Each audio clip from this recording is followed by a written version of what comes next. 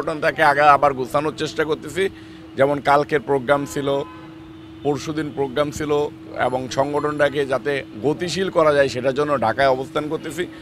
এই সুযোগে আমার কাছে মনে হলো যে তারেক ভাইকে যদি আমি দেখে না আসি, খুবই দ্রুত দেখে না আসি, তাহলে আমার বিবেক বারবার নাড়া দিচ্ছে আর কি, যে কারণে আমি চলে এসেছি।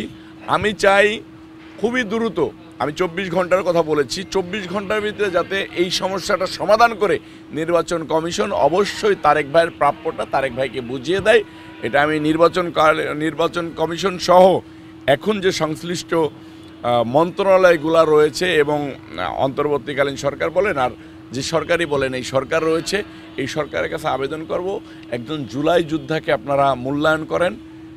দেশের এই ক্রান্তি লগ্নে এই তারেক রায়, নয়ন রায় কিন্তু রাজপথে ছিল।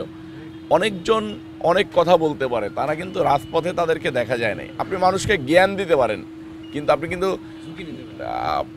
পরিবার দেখবেন যে আপনি রাস্তা দিয়ে যাচ্ছেন, আপনি বিপদে পড়ছেন, আপনাকে কেউ জ্ঞান দেবে কিন্তু আপনার সমস্যা কিন্তু সমাধান করবে না।